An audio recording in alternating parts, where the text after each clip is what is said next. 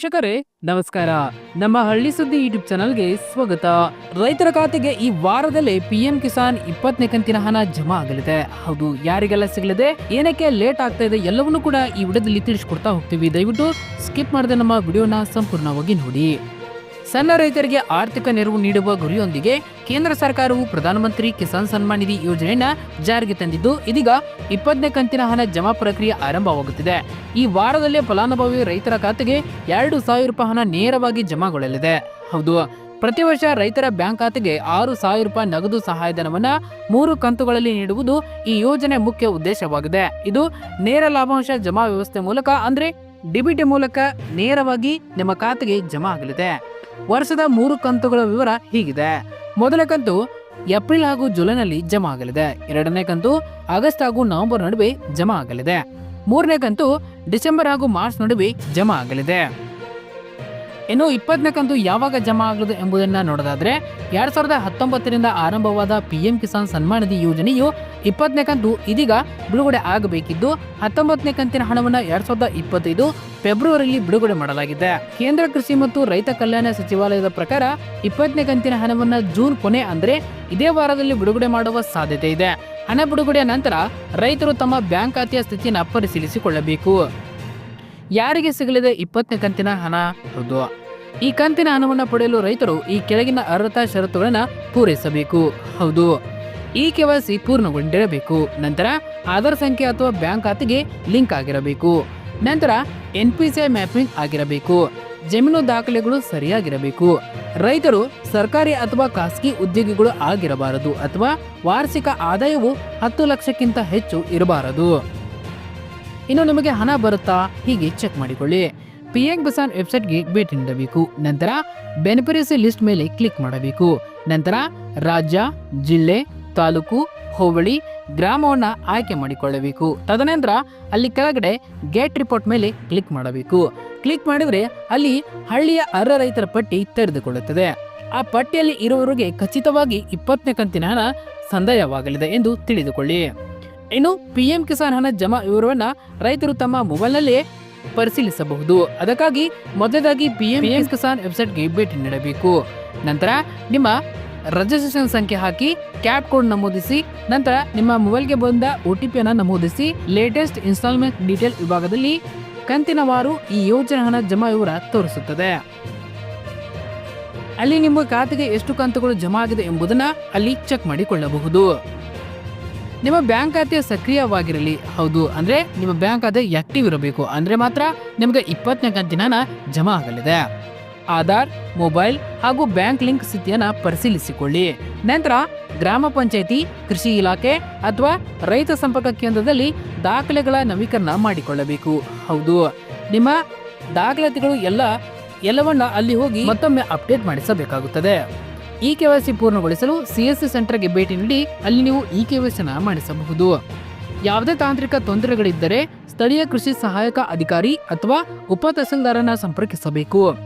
ಈ KYC ಪೂರ್ಣಗೊಳಿಸಿದ ರೈತರಿಗೆ ಹಣ ಜಮಾ ಆಗದ ಸಾಧ್ಯತೆ ಇದ್ದು, ಅಂತವರು ಅರ್ಹರ ಪಟ್ಟಿಯಿಂದವೂ ಹೊರಗುಳಿಸಬಹುದು. ಹಾಗಾಗಿ ಎಲ್ಲಾ ರೈತರು ತಮ್ಮ ದಾಖಲಾತಿಗಳನ್ನ ತ್ವರಿತವಾಗಿ ನವೀಕರಿಸಿಕೊಳ್ಳಬೇಕು. ಈ ವಿಡಿಯೋವನ್ನ ಬೇರೆಯವರು ರೈತರಿಗೂ ಕೂಡ ನೀವು ಶೇರ್ ಮಾಡಿಕೊಳ್ಳಿ. ಏನು ನಿಮಗೆ ಗೃಹಲಕ್ಷ್ಮಿ ಯೋಜನೆ ಹಣ ಜಮಾ ಆಗಿಲ್ಲವೇ? ಏನಕ್ಕೆ ಜಮಾ ಆಗಿಲ್ಲ? ಇಲ್ಲದ ಮಾಹಿತಿ. ಕರ್ನಾಟಕ ಸರ್ಕಾರದ ಮಹಿಳಾ ಸಬಲೀಕರಣ ನಿಟ್ಟಿನಲ್ಲಿ ಜಾರಿಗೊಳಿಸಿರುವ ಮಹತ್ವದ ಯೋಜನೆಗಳಲ್ಲಿ ಗೃಹಲಕ್ಷ್ಮಿ ಯೋಜನೆ ಕೂಡ ಪ್ರಮುಖವಾದದ್ದು. ಈ ಯೋಜನೆ ಮೂಲಕ ರಾಜ್ಯದ ಲಕ್ಷಾಂತರ ಮಹಿಳೆಯರಿಗೆ ಪ್ರತಿ ತಿಂಗಳು 2,000 ರೂಪಾಯಿ ನೇರವಾಗಿ ಬ್ಯಾಂಕ್ ಖಾತೆಗೆ ಜಮಾ ಮಾಡಲಾಗುತ್ತಿದೆ. ಆದರೆ ಇತ್ತೀಚೆಗೆ ಹಲವಾರು ಫಲಾನುಭವಿಗಳಿಗೆ ಗೃಹಲಕ್ಷ್ಮಿ ಯೋಜನೆ ಹಣ ಸಕಾಲದಲ್ಲಿ ಜಮಾ ಆಗಿಲ್ಲ ಎಂಬ ಅಹವಾಲುಗಳು ವರದಿಯಾಗಿವೆ. ಈ ಸಮಸ್ಯೆ ಮೂಲ ಕಾರಣವೇನು ಮತ್ತು ಅದಕ್ಕೆ ಸ್ಪಷ್ಟ ಪರಿಹಾರವೇನು ಎಂಬುದನ್ನ ಈ ವಿಡಿಯೋದಲ್ಲಿ ತಿಳಿಸಿಕೊಡ್ತಾ ಹೋಗ್ತೀವಿ. ಹಣ ಏಕೆ ಜಮಾ ಆಗುತ್ತಿಲ್ಲ? ಹೌದು, 2025 ಮೇ ತಿಂಗಳಲ್ಲಿ 20ನೇ ಕಂತಿನ ಹಣ ವರ್ಗಾವಣೆ ಪ್ರಕ್ರಿಯೆ ನಡೆಸಲಾಗಿದೆ. ಈ ಕಂತಿನಲ್ಲಿ ಸಾವಿರಾರು ಮಹಿಳೆಯರ ಬ್ಯಾಂಕ್ ಖಾತೆಗೆ 2,000 ರೂಪಾಯಿ ಜಮಾ ಮಾಡಲಾಗಿದೆ. ಆದರೆ ಕೆಲವರಿಗೆ ಈ ಹಣ ಜಮಾ ಆಗಿಲ್ಲ ಎಂಬ ದೂರುಗಳು ಕೇಳಿ ಬರುತ್ತಿವೆ. ಈ ಸಮಸ್ಯೆಗೆ ತಾಂತ್ರಿಕ ಕಾರಣ ಡಾಕ್ಯುಮೆಂಟ್ ಮಿಸ್, ಈ KYC ಸಮಸ್ಯೆ ಅಥವಾ ಬ್ಯಾಂಕ್ ಖಾತೆ ದೋಷಗಳಿಂದಾಗಿರುವ ಸಾಧ್ಯತೆ ಇದೆ. ಇದನ್ನ ಪರಿಶೀಲಿಸಿ ಸರಿಪಡಿಸಿಕೊಂಡರೆ ಖಂಡಿತವಾಗಿಯೂ ಎಲ್ಲಾ ಅರ್ಹ ಮಹಿಳೆಯರಿಗೆ ಹಣ ಸಂದಾಯವಾಗಲಿದೆ ಎಂದು ಮಹಿಳಾ ಮತ್ತು ಮಕ್ಕಳ ಅಭಿವೃದ್ಧಿ ಇಲಾಖೆಯ ಸಚಿವೆ ಲಕ್ಷ್ಮೀ ಹೆಬ್ಬಾಳ್ಕರ್ ಅವರು ತಿಳಿಸಿದ್ದಾರೆ. ಹಣ ಜಮಾ ಆಗದೇ ಇರುವ ಪ್ರಮುಖ ಕಾರಣಗಳು. ಈ KYC ಪೂರ್ಣಗೊಂಡಿಲ್ಲವಾದರೂ ಕೂಡ ನಿಮ್ಮ ಖಾತೆಗೆ ಹಣ ಜಮಾ ಆಗುವುದಿಲ್ಲ. ಇನ್ನು ಆಧಾರ್ ಕಾರ್ಡ್ ಬ್ಯಾಂಕ್ ಖಾತೆಗೆ ಲಿಂಕ್ ಆಗಿಲ್ಲ ಅಂದ್ರೂ ಕೂಡ ನಿಮ್ಮ ಖಾತೆಗೆ ಈ ಹಣ ಜಮಾ ಆಗುವುದಿಲ್ಲ. ಇನ್ನು ನಿಮ್ಮ ಬ್ಯಾಂಕ್ ಖಾತೆ ಸ್ಥಗಿತಗೊಂಡಿದೆ ಅಥವಾ ತಪ್ಪಾಗಿದ್ದರೂ ಕೂಡ ನಿಮ್ಮ ಖಾತೆಗೆ 2,000 ರೂಪಾಯಿ ಹಣ ಜಮಾ ಆಗುವುದಿಲ್ಲ. ಇನ್ನು ರೇಷನ್ ಕಾರ್ಡ್ ಅಥವಾ ದಾಖಲಾತಿಗಳಲ್ಲಿ ವ್ಯತ್ಯಾಸವಿದ್ದರೂ ಕೂಡ ನಿಮ್ಮ ಖಾತೆಗೆ ಗೃಹಲಕ್ಷ್ಮಿ ಯೋಜನೆ ಹಣ ಜಮಾ ಆಗುವುದಿಲ್ಲ. ಇನ್ನು ಮಹಿಳಾ ಇಲಾಖೆಯ ಸೂಚನೆ ಏನು ಎಂದ್ರೆ NPCI ಫೇಲ್ಯೂರ್ ಅಥವಾ ಈ KYC ಫೇಲ್ಯೂರ್ ಆಗಿದ್ದಲ್ಲಿ ಗೃಹಲಕ್ಷ್ಮಿ ಹಣ ವರ್ಗಾವಣೆ ಆಗುವುದಿಲ್ಲ. ಇಂಥ ಫಲಾನುಭವಿಗಳು ನಿಮ್ಮ ಹತ್ತಿರದ ಶಿಶು ಅಭಿವೃದ್ಧಿ ಯೋಜನಾ ಅಧಿಕಾರಿ ಕಚೇರಿಗೆ ಭೇಟಿ ನೀಡಿ ಗೃಹಲಕ್ಷ್ಮಿ ಯೋಜನೆಯ ಸ್ಟೇಟಸ್ ಪರಿಶೀಲನೆ ಮಾಡಿಕೊಳ್ಳಿ.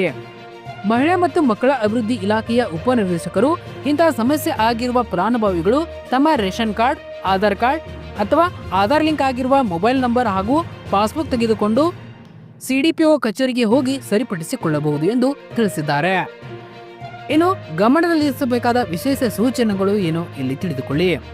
ಯಾವ ಕಾರಣದಿಂದ ನಿಮ್ಮ ಹಣ ತಡವಾಗಿದೆಯೋ ಅಥವಾ ಬಂದಿಲ್ಲವೋ ಅದನ್ನ ಕೂಡಲೇ ಸರಿಪಡಿಸದಿದ್ದರೆ ಮುಂದಿನ ಕಂತುಗಳು ಕೂಡ ನಿಲ್ಲಬಹುದು. ಅರ್ಜಿ ಸ್ಥಿತಿ ಅಥವಾ ಈ ಆಧಾರ್ ಲಿಂಕ್ ಸಮಸ್ಯೆಗಳು ಸರಿಪಡಿಸಿದ ನಂತರವೇ ಹಣ ಖಚಿತವಾಗಿ ಜಮಾ ಆಗುತ್ತದೆ. ನೀವು ಗೃಹಲಕ್ಷ್ಮಿ ಯೋಜನೆಯ ಫಲಾನುಭವಿ ಆಗಿದ್ದರೆ ಹಣ ಬಂದಿಲ್ಲದಿದ್ದರೆ ಇದನ್ನ ಬೇಗನೆ ಗಮನಿಸಿ. ಸರಿಯಾದ ದಾಖಲಾತಿಗಳೊಂದಿಗೆ ನಿಮ್ಮ ಸ್ಥಳೀಯ CDPO ಕಚೇರಿಗೆ ಭೇಟಿ ನೀಡಿ ನಿಮ್ಮ ದಾಖಲಾತಿಗಳನ್ನು ಪರಿಶೀಲಿಸಿ ತೊಂದರೆ ಇದ್ದರೆ ತಕ್ಷಣ ಸರಿಪಡಿಸಿಕೊಳ್ಳಿ. ಆಗ ಮಾತ್ರ ನಿಮ್ಮ ಖಾತೆಗೆ ಮುಂದಿನ ಕಂತುಗಳು ನಿಗದಿತ ಕಾಲದಲ್ಲಿ ಬರುವ ಸಾಧ್ಯತೆ ಇದೆ. ಆದಷ್ಟು ಬೇಗ ನೀವು ಈ KYC ಆಗಿಲ್ಲ ಅಂತಂದ್ರೆ ಈ KYC ಮಾಡಿಸಿಕೊಳ್ಳಿ. ಇನ್ನು ಗೃಹಲಕ್ಷ್ಮಿಯರಿಗೆ ಸಚಿವೆ ಲಕ್ಷ್ಮಿ ಹೆಬ್ಬಾಳ್ಕರ್ ಗುಡ್ ನ್ಯೂಸ್ ಒಂದನ್ನ ನೀಡಿದ್ದಾರೆ. ಹೌದು, ಕಾಂಗ್ರೆಸ್ನ ಗ್ಯಾರಂಟಿ ಯೋಜನೆಗಳಲ್ಲಿ ಒಂದಾದ ಗೃಹಲಕ್ಷ್ಮಿ ಯೋಜನೆ ಕೂಡ ಇದೊಂದಾಗಿದೆ.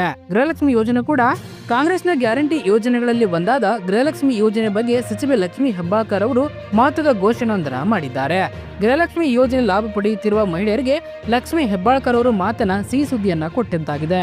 ಹೌದು, ಕರ್ನಾಟಕ ಸರ್ಕಾರದ ಗೃಹಲಕ್ಷ್ಮಿ ಯೋಜನೆಯಡಿ ಫಲಾನುಭವಿಗಳಿಗೆ ಹಣ ಬಿಡುಗಡೆಯಲ್ಲಿ ಉಂಟಾಗಿರುವ ವಿಳಂಬದ ಬಗ್ಗೆ ವಿಧಾನಸೌಧದಲ್ಲಿ ಮಹಿಳಾ ಮತ್ತು ಮಕ್ಕಳ ಕಲ್ಯಾಣ ಸಚಿವೆ ಲಕ್ಷ್ಮಿ ಹೆಬ್ಬಾಳ್ಕರ್ ಅವರು ಮಾಹಿತಿಯನ್ನ ನೀಡಿದ್ದಾರೆ.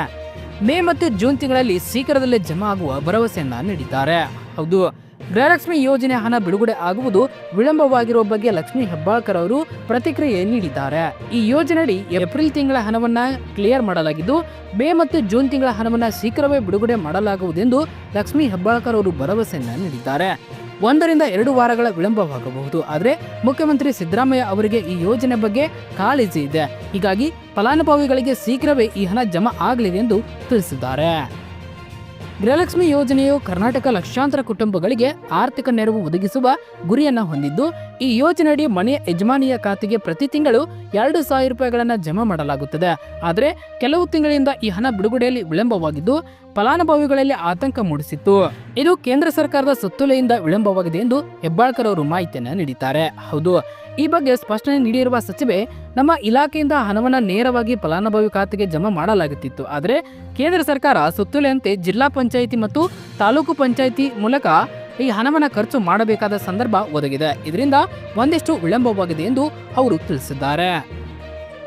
ಪ್ರತಿ ತಿಂಗಳು ಸರಾಸರಿ 15,000 ಹೊಸ ಫಲಾನುಭವಿಗಳು ಈ ಯೋಜನೆಗೆ ನೋಂದಣಿ ಮಾಡಿಸಿಕೊಳ್ಳುತ್ತಿದ್ದಾರೆ ಎಂದು ಸಚಿವೆ ಲಕ್ಷ್ಮಿ ಹೆಬ್ಬಾಳ್ಕರ್ ಮಾಹಿತಿಯನ್ನ ನೀಡಿದ್ದಾರೆ. ಈ ಯೋಜನೆ ಜನಪ್ರಿಯತೆಯಿಂದಾಗಿ ನೋಂದಣಿಯ ಸಂಖ್ಯೆ ಗಣನೀಯವಾಗಿ ಏರಿಕೆಯಾಗಿದ್ದು ಆರ್ಥಿಕ ನೆರವಿನ ಅಗತ್ಯವಿರುವ ಕುಟುಂಬಗಳಿಗೆ ಇದು ದೊಡ್ಡ ಬೆಂಬಲವಾಗಿದೆ. ಆದರೆ ಹಣ ಬಿಡುಗಡೆ ವಿಳಂಬದಿಂದ ಕೆಲವು ಫಲಾನುಭವಿಗಳು ತೊಂದರೆಯನ್ನು ಎದುರಿಸುತ್ತಿದ್ದಾರೆ. ಆದಷ್ಟು ಬೇಗ ನಿಮ್ಮ ಖಾತೆಗೆ ಈ ಹಣ ಜಮಾ ಆಗಲಿದೆ. ಧನ್ಯವಾದಗಳು. ಇದೇ ರೀತಿ ಹೆಚ್ಚಿನ ಮಾಹಿತಿಗಾಗಿ ನಮ್ಮ ಹಳ್ಳಿ ಸುದ್ದಿ ಯೂಟ್ಯೂಬ್ ಚಾನೆಲ್ ಅನ್ನು ಸಬ್ಸ್ಕ್ರೈಬ್ ಆಗಿ.